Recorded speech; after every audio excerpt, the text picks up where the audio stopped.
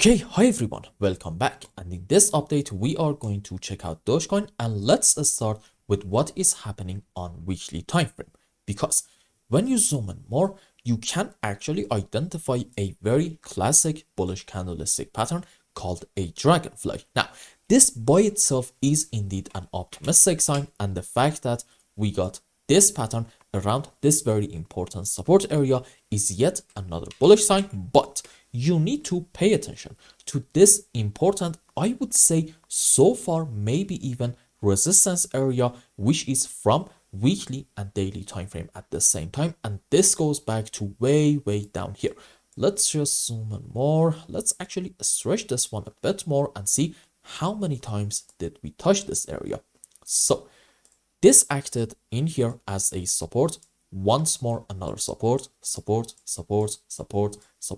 and I think yes, in here we got a break of it, and from this point moving forward it became a resistance. Once more it acted as a resistance area, and yes, another time resistance, and in here again we got a break of it, which acted in this area as a support area, and unfortunately recently we got once more a break of it. Now for me, it's really important that we manage to get back above this important level in Dogecoin if we are actually bullish and optimistic, and the final low is already in right in here. So in weekly time frame at the moment we are around a very important resistance area. The fact that in here we are having a bullish candlestick pattern is an optimistic sign, but ideally I want to see Dogecoin getting back above this level first, and then at that point I can talk bullish with a bit more confidence. Now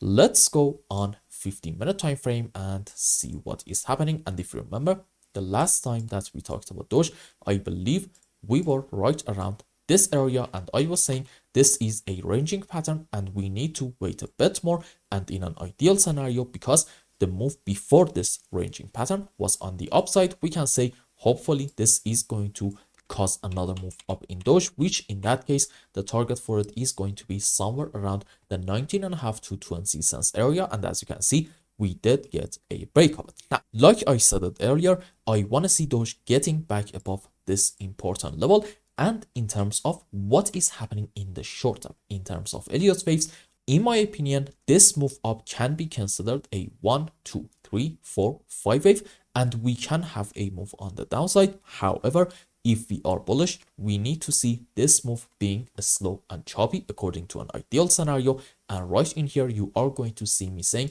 in Doge we can get another move up. But on the other hand, if we have like a very strong move on the downside in here, and this is important, in that move we managed to take all these lows, which the lowest one is about, let's say 16.3 cents.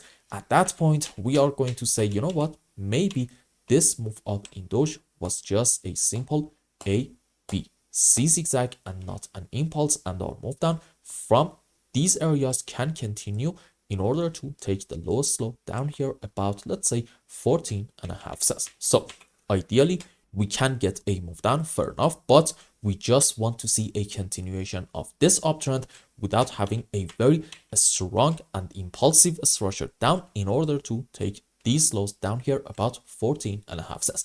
And as long as we are not doing that, I think we can remain kind of optimistic.